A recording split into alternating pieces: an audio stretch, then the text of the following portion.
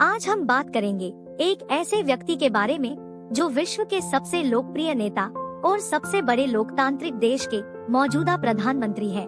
जी हाँ, हम बात कर रहे हैं श्री नरेंद्र मोदी के बचपन से लेकर प्रधानमंत्री बनने तक के सफर के बारे में। आइए चलते हैं इस सुहाने सफर की ओर। मोदी का जन्म उस समय के बम्बई राज्य के वडनगर ग्राम में हीराबेन और दामोदर मूलचंद मोदी के घर 17 सितंबर 1950 को हुआ था। मोदी बचपन से ही एक प्रभावशाली बच्चे के रूप में दिखाई देते थे। जब मोदी 5 साल के थे तब से वो अपने पिता के साथ चाय बेचने का काम किया करते थे।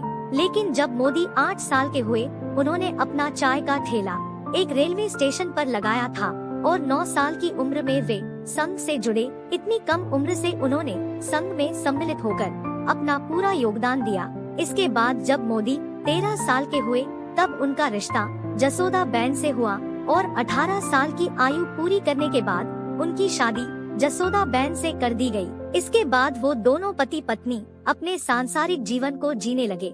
उन्होंने अपनी उच्च माध्यमिक शिक्षा वडनगर से पूरी की, लेकिन पारिवारिक तनाव की वजह से उन्होंने अपना घर 20 वर्ष की आयु में अपनी पत्नी से आज्ञा लेकर छोड़ दिया। घर त्याग के बाद मोदी ने उत्तर और उत्तर पूर्वी भारत में यात्रा के दौरान लगभग 2 साल बिताए। साल 1972 में मोदी आरएसएस से इतना प्रभावित हुए कि पूरी तरह से संघ के प्रचारक बन गए और औपचारिक रूप से संघ में शामिल हो गए। सूरत व बड़ोदरा में होने वाले संघ के कार्यक्रमों में मोदी बढ़ चढ़कर शामिल होने लगे और साल 1975 में मोदी को गुजरात लोक संघ समिति का महासचिव नियुक्त किया गया। लेकिन इस समय आपातकाल के दौरान गिरफ्तारी से बचने के लिए उन्हें अंडरग्राउंड होना पड़ा, क्योंकि वे कांग्रेस की सरकार का विरोध करने वाली पैम्फलेट की प्रिंटिंग में शामिल थे। इन सब घटनाओं के बाद उन्हें साल 1979 में संघ का प्रमुख प्रचारक बनाया गया। इसके बाद मोदी सूरत और वडोदरा की राजनीति में सक्रिय हो गए। आरएसएस मोदी के कार्यों से इतना प्रभावित हुई कि उन्हें साल 1985 में भाजपा को सौंप दिया गया, जिसके बाद मोदी ने साल 1987 में अपना पहला चुनाव अहमदाबाद नगरपालिका से लड़ा और बीजेपी ने भारी मतों से जीत दर्ज की। इस चुनाव से पिछले साल यानी साल 1986 में आडवाणी बीजेपी के अध्यक्ष बनाए जा चुके थे। यह वही समय था जब आरएसएस ने बीजेपी के भीतर अपने सदस्यों को महत्वपूर्ण पदों पर रखना शुरू कर दिया था। इसके बाद मोदी को साल 1987 में ही गुजरात का मुख्य सचिव बनाया गया। इसके 3 साल बाद मोदी ने लालकृष्ण आडवाणी की राम रथ यात्रा में उनके सारथी के रूप में अपनी भूमिका निभाई और साल 1991 में ही मुरली मनोहर जोशी के नेतृत्व में एकता यात्रा आयोजित करने में अपना अहम योगदान दिया। मोदी के कार्यों से प्रभावित होकर बीजेपी ने उन्हें साल 1995 में बीजेपी का राष्ट्रीय सचिव बनाया और उन्हें दिल्ली भेज दिया गया।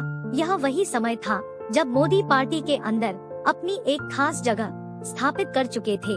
मोदी इस पद पर साल 2001 तक अपना कार्य करते रहे, लेकिन बीजेपी ने अक्टूबर 2001 में केशुभाई पटेल के खराब व्यवहार की वजह से उन्हें गुजरात के मुख्यमंत्री पद से हटा दिया और उनकी जगह मोदी को गुजरात के मुख्यमंत्री पद की कमान सौंप दी।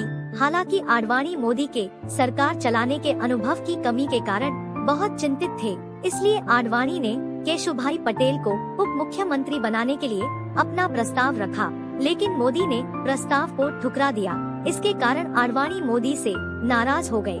लेकिन राजकोट विधानसभा चुनाव में मोदी ने कांग्रेस कैंडिडेट्स मेहता साहब को भारी मतों से हराकर जीत दर्ज करने में सफलता हासिल की और पार्टी में एक दमदार नेता के रूप में उभरे। उन्होंने गुजरात में भी ऐसे हिंदू मंदिरों को ध्वस्त करवाने में कभी कोई कोताही नहीं बरती जो सरकारी कानून कायदों के मुताबिक नहीं बने थे। हालांकि इसके लिए उन्हें विश्व संगठन परिषद जैसे संगठनों का सामना करना पड़ा, लेकिन उन्होंने इसकी परवाह नहीं करते हुए उन्हें जो उचित लगा वो करते गए। मोदी शुरू से एक अच्छे वक्ता थे, जिन्हें सुनने वालों की भीड़ आज भी लाखों में होती है। मोदी को 2001 में गुजरात का विधायक दल का नेता तब चुना गया था जब वे गुजरात के विधानसभा के सदस्य भी नहीं थे, लेकिन फिर भी उन्हें गुजरात का मुख्यमंत्री बनाया गया।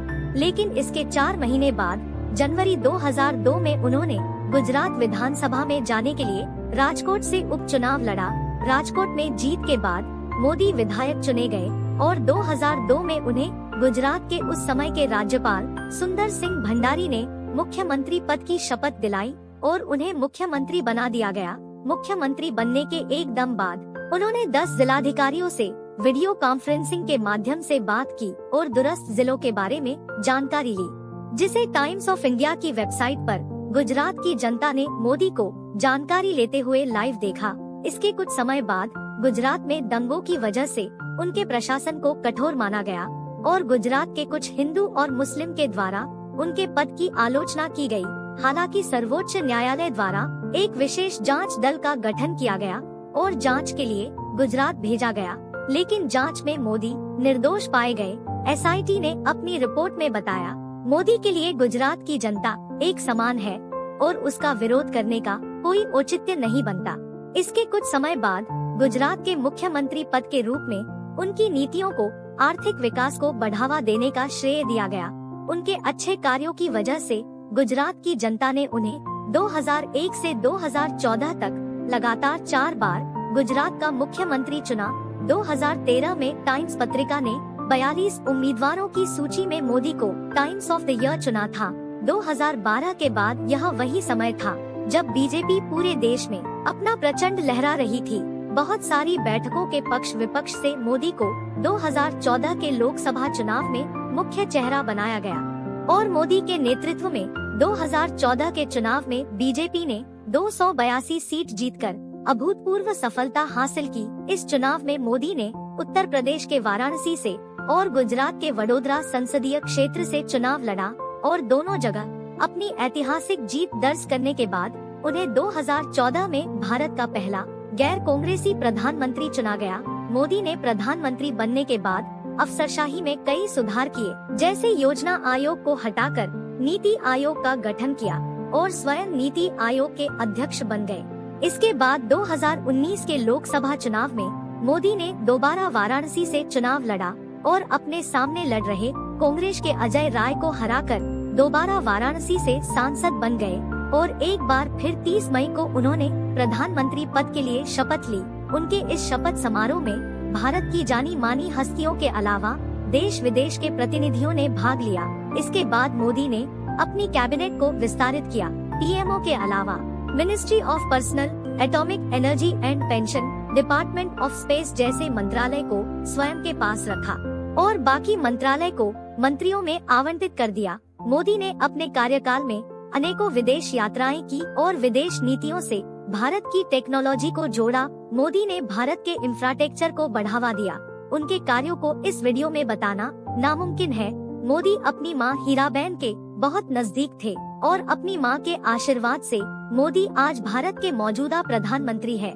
और अगर आप भी अपनी मां से प्यार करते हैं तो आप भी एक दिन किसी न किसी मुकाम तक जरूर पहुंच जाओगे। और इसी के साथ ही यह कहानी यही खत्म हो जाती है। तो दोस्तों, आपको यह कहानी कैसी लगी कमेंट में जरूर बताइएगा और चैनल को सब्सक्राइब जरूर कीजिएगा। मिलते हैं अगली कहानी में, तब तक के लिए अलविदा।